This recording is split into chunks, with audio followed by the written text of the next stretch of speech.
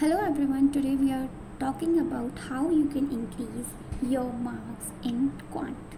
So first thing is that अभी जितने लोगों की मैं वीडियोस देख रही हूँ mostly people are like they clear in first attempt. मतलब बहुत सारे लोग हैं जो अपलोड कर रहे हैं कि उनका फर्स्ट अटैम्प्ट में ही हो गया है। So it is really overwhelming and congratulations to them. But जिनका हुआ नहीं है सिलेक्शन या फिर जिनका 1 साल से 2 साल से ट्राई कर रहे हैं प्री नहीं हो पा रहा है या फिर जिनका क्वांट अच्छा नहीं है, क्योंकि ऐसा होता है बहुत सारे बच्चे हैं उनका क्वांट अच्छा नहीं होता, उसकी वजह से उनके मार्क्स ओवरऑल अच्छे नहीं आ पाते हैं। तो मैं भी एक ऐसा एस्पिरेंट थी कि मेरे भी नंबर नहीं आते थे क्वांट में, मुझे अर्थमेटिक में बहुत प्रॉब्लम होती थी।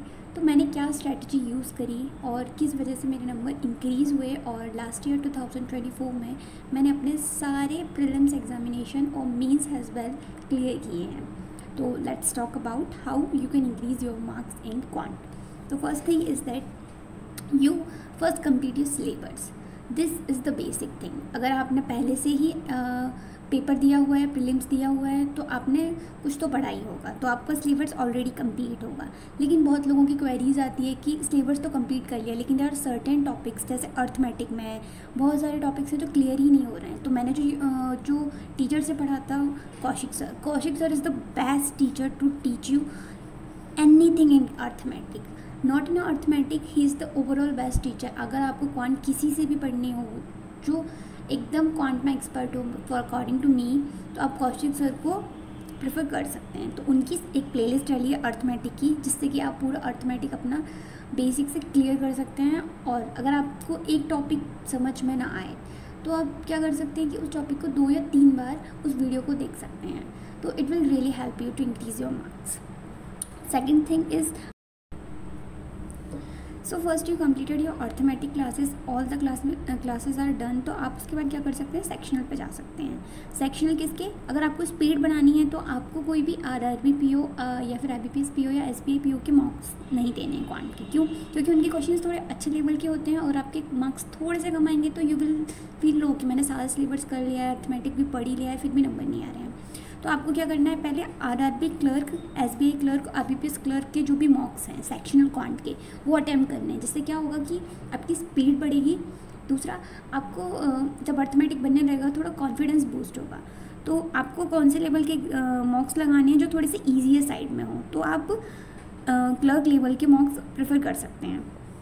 थर्ड थिंग इज़ दैट कि आप अर्थमेटिक के जो क्वेश्चंस हैं उनको पहले अटैम्प्ट करें। लाइक सारे टीचर्स बोलते हैं कि आपको क्या करना है, पहले आपको सेक्शनल करिए, हम सॉरी, पहले आपको पूरा स्पीड मैथ कंप्लीट करना है। जितने भी क्वेश्चंस हैं स्पीड मैथ के आपको करने के बाद थोड़ा डीआई करना है। डीआई करने के बाद 13 to 14 मिनट्स में आपका ये सब हो जाएगा, और फिर विद इन 6 to 7 मिनट्स आपको अर्थमेटिक को देने हैं। बट अकॉर्डिंग टू मी अभी टाइम है एग्ज़ाम होने में, तो आप पहले अर्थमेटिक क्वेश्चंस को अटैम्प्ट कीजिए, क्योंकि अर्थमेटिक जब टाइम लेता है ना तो आपको 6 to 7 मिनट्स में ऐसा लगता है कि अगर मेरे पास 4-5 क्वेश्चन है तो वो भी नहीं बन पाएंगे, क्योंकि थोड़ा सा लगता है ना कि अभी मेरे से बनते नहीं हैं और टाइम भी ज़्यादा लेते हैं और थोड़ा सा टाइम का प्रेशर होता है ना, तो वो हो नहीं पाता है। तो आप क्या करें, पहले अर्थमेटिक क्वेश्चंस करें। जितने भी सेक्शनल आप देंगे ना उसमें अर्थमेटिक क्वेश्चंस करने की कोशिश करें। जब आपके अर्थमेटिक क्वेश्चंस बनने लगेंगे ना तो आपको थोड़ा सा कॉन्फिडेंस आएगा कि हाँ अर्थमेटिक क्वेश्चंस बन रहे हैं, तो ईजिली मैं आगे जो भी मैं क्वेश्चंस करूँगी वो भी बन जाएंगे। तो अगर वो अभी टाइम लग रहा है, स्टार्टिंग में आप अर्थमेटिक करेंगे तो ऑब्वियसली टाइम लगेगा,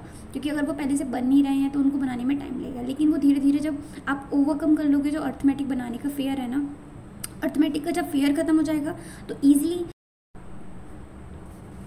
हाँ, तो जब आपके अर्थमेटिक क्वेश्चंस बनने लगेंगे ना you will feel confident in you. उसके बाद क्या होगा कि आप स्पीड मैथ भी कर लेंगे, अर्थमेटिक कर लेंगे, तो ओवरऑल आपका जो क्वांट है ना उसके मार्क्स अच्छे आने लगेंगे।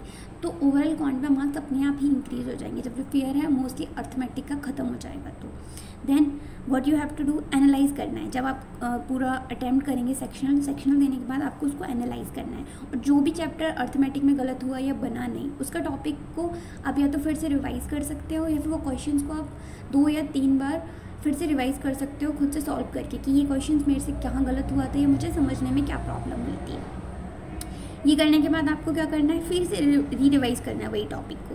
जैसे कि अर्थमेटिक में कोई टॉपिक है आपसे बनता नहीं है, लाइक मेरे से बोर्ड्स एंड स्ट्रीम का जो टॉपिक था बिल्कुल नहीं बनता था, उसके क्वेश्चन आते ही आई वाज लाइक ये टाइम लेंगे, बनेंगे ही नहीं मेरे से।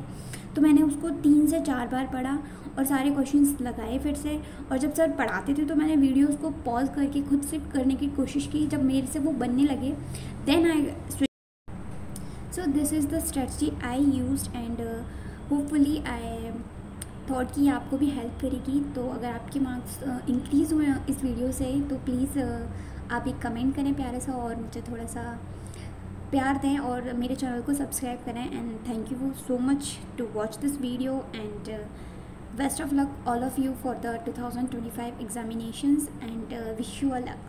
Thank you.